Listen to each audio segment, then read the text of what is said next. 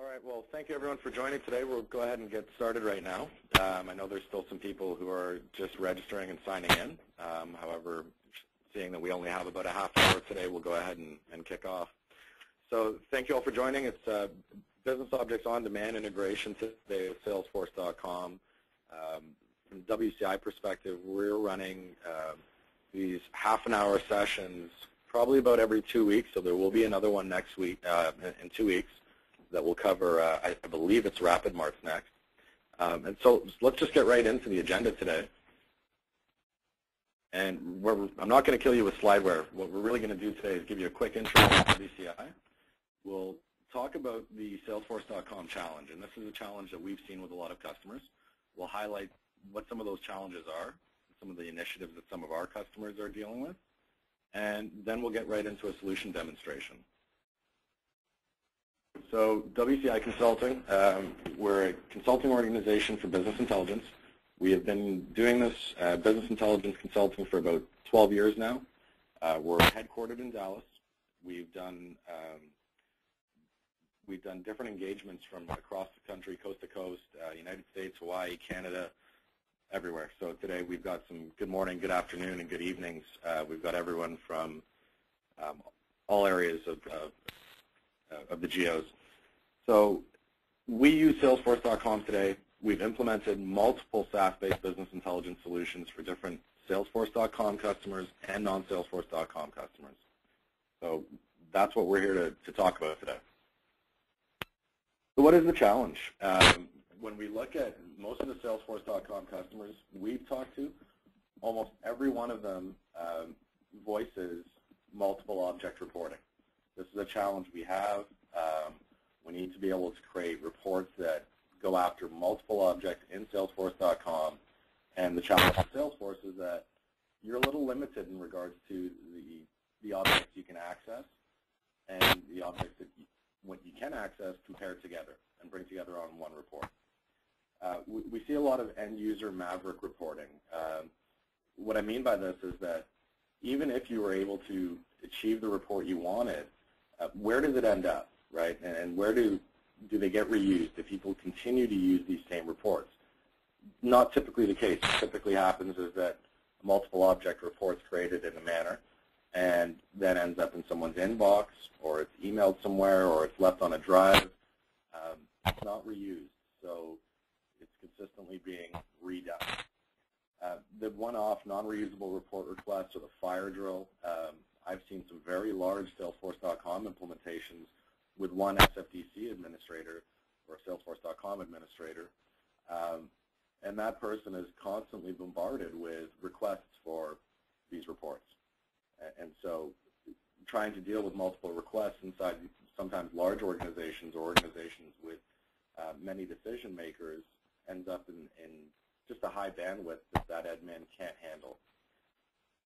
The other challenges we see is that it's rarely, Salesforce.com is rarely a single source of record.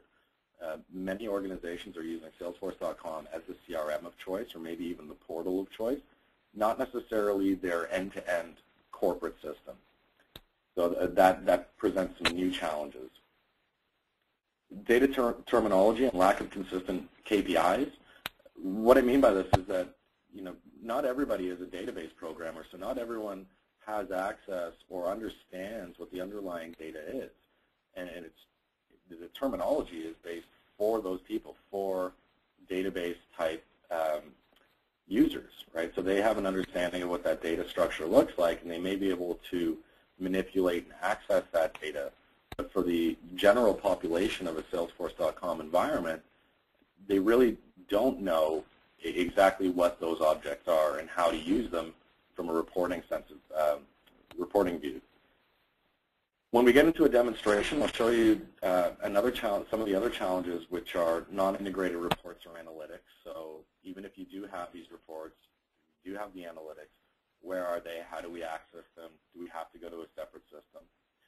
Report scheduling is always something that is top of mind, and minimal end user flexibility. So a lot of the BI systems we've seen out there are very much power user or administrator driven, and you're forcing certain reports and analytics onto your customers, being the end users of the environment. So these are really the three sections we'll talk about today. In the third section there, we'll show you most of that through the demonstration. Even the data terminology and lack of consistent KPIs, we'll show you a little bit of in the demonstration. So I'm not a big fan of really messy slides, but I think in order to sort of paint the picture in regards to what's happening at a lot of our customer sites, we kind of have to do this. So what we see in a lot of these Salesforce.com organizations is that there is a large audience of users, a small audience or a small group of administrators. And within the audience of users, you have a diverse cross-section of the types of reports and analytics or data that they want access to. So that's really the user environment. How they go about getting the data or interacting with Salesforce.com on a regular basis is, in most cases, an end user, a VP of sales, a VP of marketing, even a sales representative will interact with Salesforce.com in their own fashion.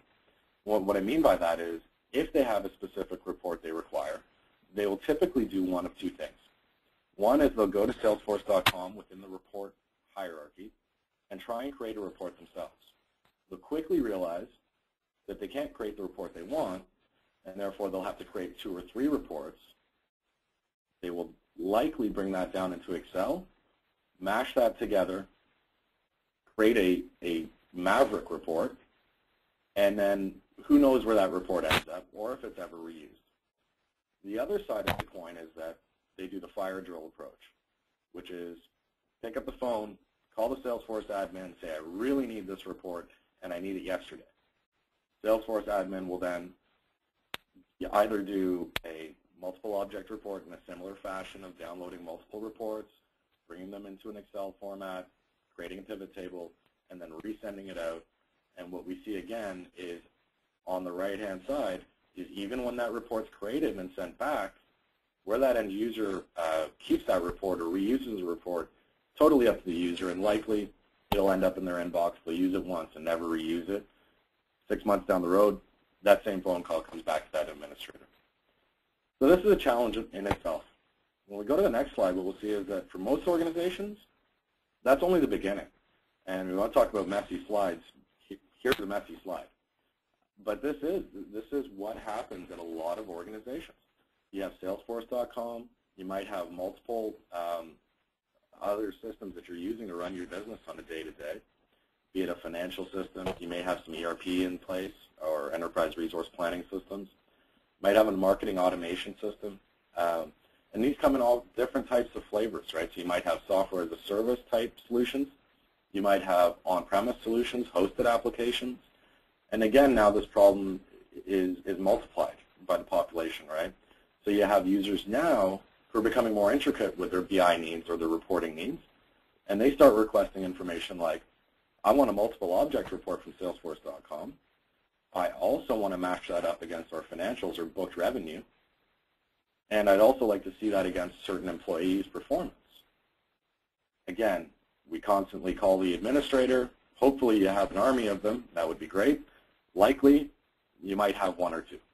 And if you do, the administrator is now bombarded again with these requirements to create reports, sent back to the user. And again, users will place these reports in different areas, and the same report requests keep coming. So you can see that, yeah, the slide's messy, but hopefully for most of you, this is ringing a bit of a bell, and it may look like what's happening at your organizations.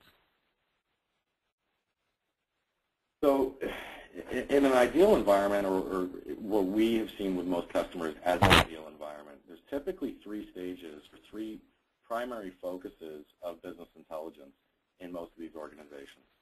And we kind of break these out into these 3 boxes here. On the left-hand side, there's a stage that requires a certain element of either data integration or preparing data, getting it into a way that's ready for a common terminology or a KPI layer. Once you're in that KPI layer or the installation, architecture, and administration stage, as we have it labeled, that terminology is now set, and you have a capability to open up a portal for your end users to create all kinds of content.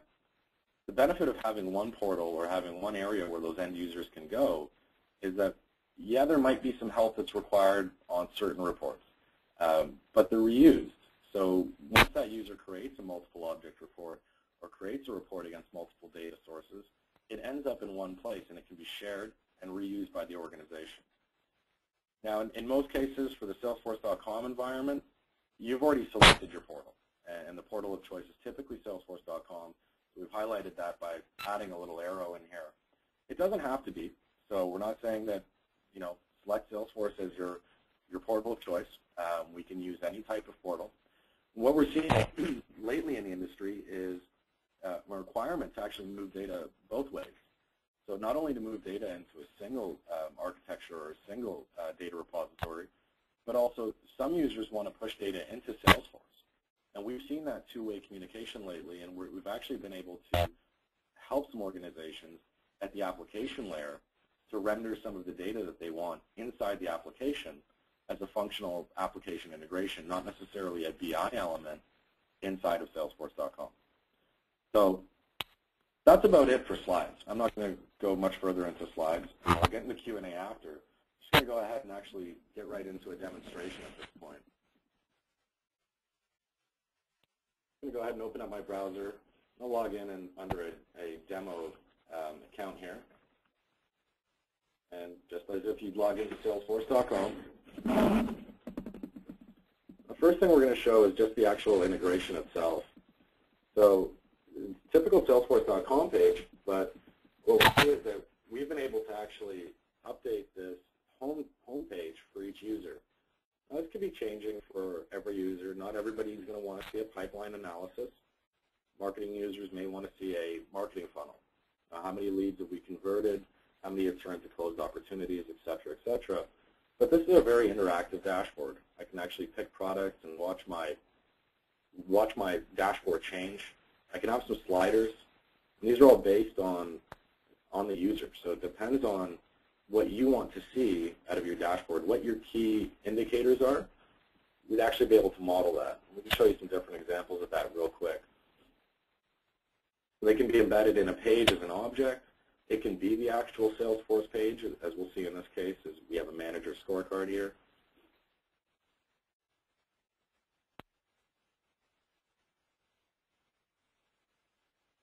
We'll just take a second to render. But all of these dashboards, this is actually Excelsior technology from SAP BusinessObjects, and these dashboards can be modeled after your business in any way that you decide. It really, sky is the limit. We'll come back to this one here in a second. I think one of the things I wanted to show you here today was the actual, when we talk about multiple object reporting, we hear it from many customers. They say, if I just had access to all my objects, I just had access, then I'd be able to create any report I wanted. It is true in a sense. However, there's also some difficulties with having access. Access is one step of the process, but most of the customers we've seen, once we show them access, it's not necessarily the answer. The answer is typically the actual common terminology or the key performance indicators. So what I'm going to do is actually show you every object inside of Salesforce.com. How I'm going to do that is I'm going to go ahead and here and just log into a what we call an Explorer session. And what this will do is actually show us the objects in Salesforce.com. For an administrator, this may be a great method because you know the data, you understand how the relationships work inside the data. As an end user, myself included, this will not make a lot of sense to me. And you'll see this in a second here as I open the Salesforce objects. So I'm just going to scroll up and down a little bit here. These are just the high-level objects. So you can imagine for an end user, this is a little bit intimidating, especially now when I start opening objects. And under account, I've got another 30 sub-objects. Under account contact roles, I've got even more. And every different sub-object has underlying objects that are actually related. So very difficult for me as an end user to be able to create a report with this. I'll show you what I mean by the common terminology or the KPI layer now. And this is a practice that we do with every organization we work with. Is the first element of creating a business intelligence application for you is actually creating this layer. And what we have is what we call universes. So we've created universes for the end users based on common information that they'll want to access in order to create reports. We give these universes and the objects within the universes. Sorry, my mouse is actually buggy there. We give the terminology in the universe, or we give the universe data common terminology, so an end user can actually go in, leverage the data, and create reports. So recall a second ago I showed you what Salesforce.com objects look like, and it was a little bit overwhelming. When I look at an STS sales universe, or a universe of any sort, a little bit more welcoming, something that I could probably work with, and I'm actually going to work with right now and explore. So quickly, I'm just going to pull a couple objects here. See if I can get some product detail.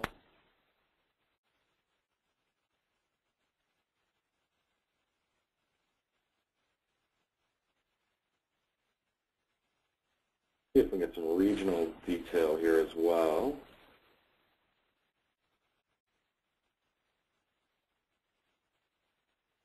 I'm going to go country. Let's get some sales information as well. Go for net sales. Take some room here. I think I've got cost here somewhere. Great. So let's go ahead and just get a look at what this is going to come out like. Let's click next. And what it's going to do now is give me a view of this data. I can go ahead and label the data so that, again, it can be reused. So I'm not the only person that's going to use this.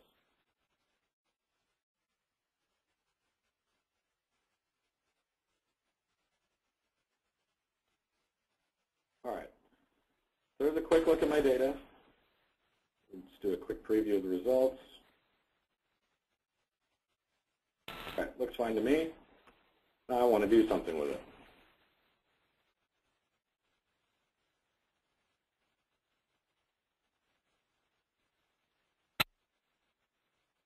Now it's creating, the solution's creating a data set. This data set can be saved again. I can share it with other users so that they can go ahead and create some of their own content on it, or they can use it and compare it with maybe their own data sets. First things first, let's just give it a name. So product sales test looks fine. And I want to actually save that. Now what I'm going to do is I'm going to explore this data. Exploring data is a way to actually navigate data without really having to create a report necessarily. It's more of looking at your data, and questioning it or querying it to obtain an answer, rather than actually creating the report to get the answer. You'll see what I mean in a second here.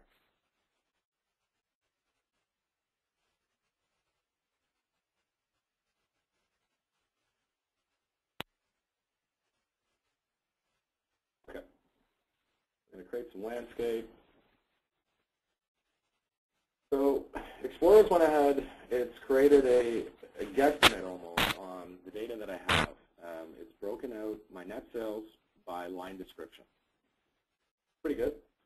I might want to add some content, so I want to see net sales and cost.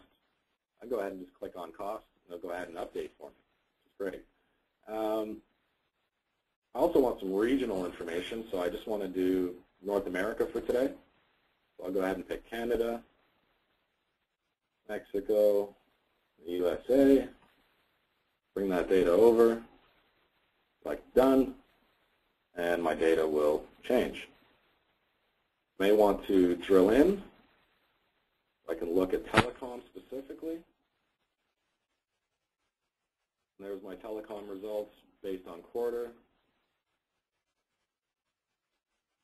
I want this in some sort of order so I can get some sort of trending going.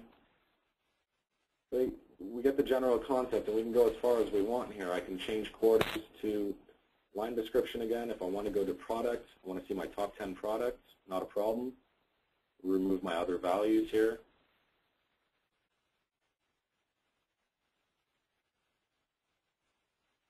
There we go. So that's Explorer, and the reason we can do that is because of that KPI layer, because we've given common terminology to data. So now an end user can interact with it. So I know I'm running short on time here, and I haven't shown you all of the tools. However, this tool here, this analytic, I can now save and share with whoever I want. So I can just select share. And I can send this to anyone I want and even add a little note saying, here's our top 10 sales. What I'll do now is actually go ahead and show you a bit more of a reporting tool that's included in the solution itself, which is web intelligence.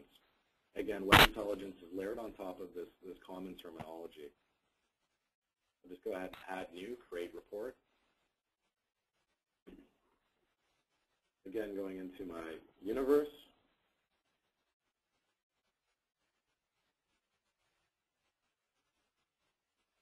Very similar type environment, a bit more structured, more of a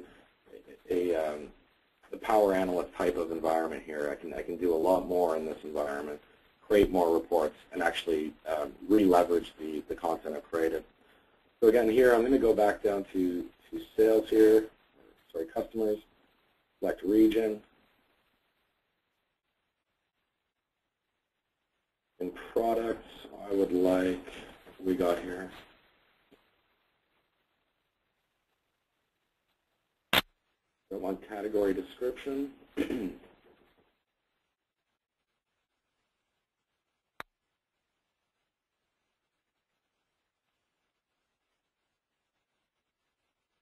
think I have the wrong universe. I could select a different one. I think I've shown you STS sales.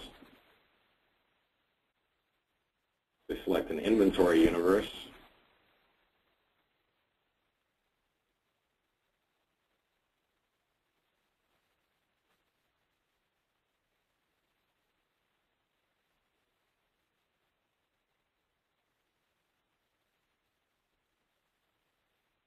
So we'll just go with year.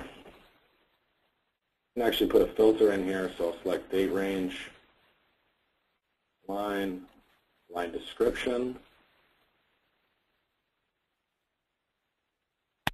So product name.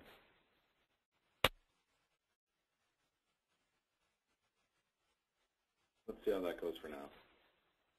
Just run that query.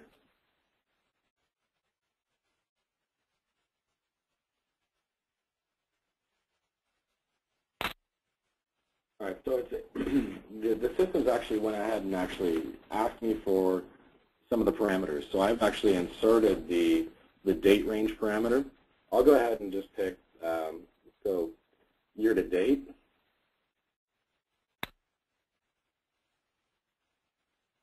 Okay. This one, for some reason or not, did not have data in it. So let's just go back and we'll try a different query for you here.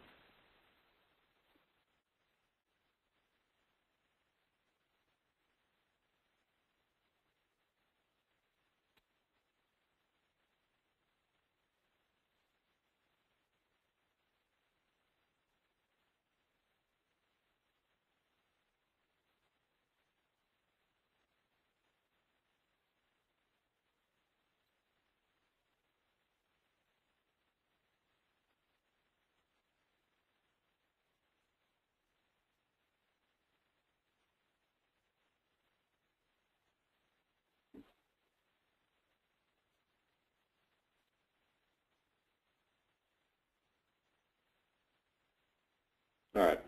So as a power user there, when I put in that prompt, what I'm actually doing is, I might create this report one time, and knowing that my users will want to see a certain prompt or a certain time frame, I can create that prompt in there so the user gets prompted with that request. So on the left here, I have all my available objects. I can change this report in multiple ways and slice and dice it. I can actually sort this if I'd like, ascending. There's certain things that look a bit redundant to me, so I'm looking at category right now, and the description and category seem to be identical. So I don't really need the category description anymore. I'm just going to go ahead and remove it, just remove the whole column here. And want to give myself a little bit more room, so just open that up. And I'd probably like to see this regionally, so let's sort by region, set it as a section, and to create a filter here. I'll filter this. Only want to see 2008.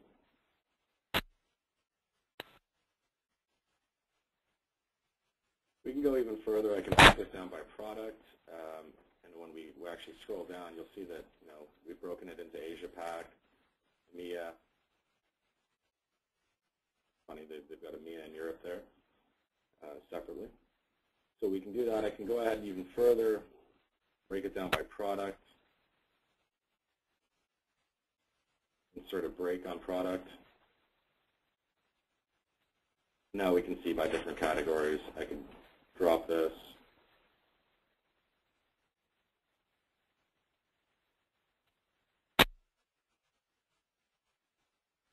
We can actually go ahead and create some charts and graphs on this as well. I'm going to copy the data.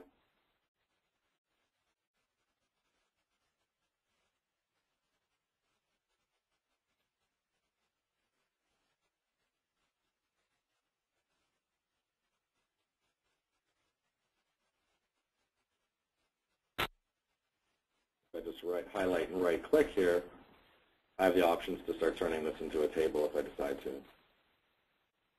We can change it into a crosstab if we want, bar charts. We've got many different options.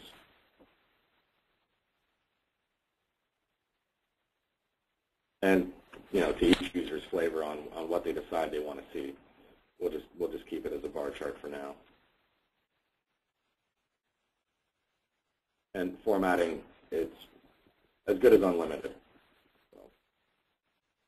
So all kinds of different formatting options.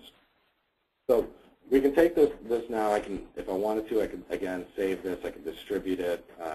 I could do anything with it. And the end user will have some options in regards to what they can do with it. If they want, they could remove some of this information. Maybe they only need to see a certain region.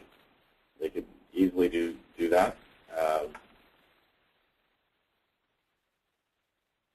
If they wanted to just pull a region out here, they could revert and do that.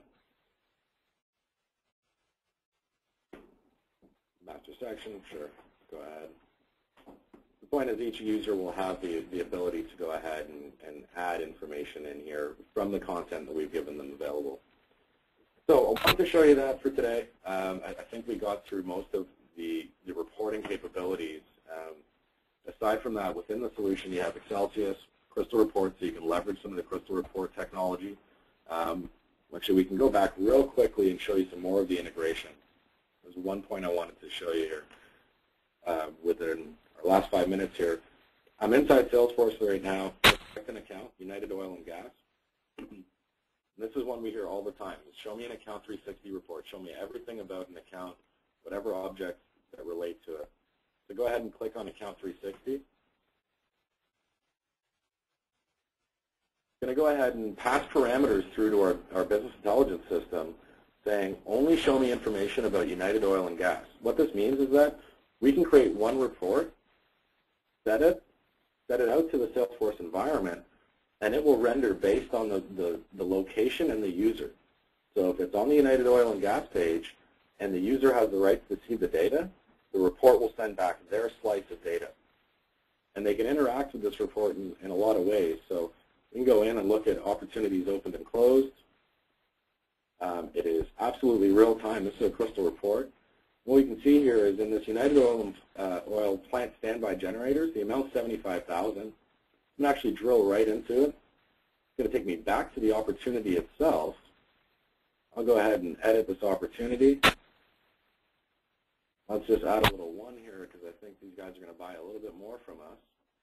Hit save. Navigate back to my account page. Find myself that report. It should reflect 175,000 at that point.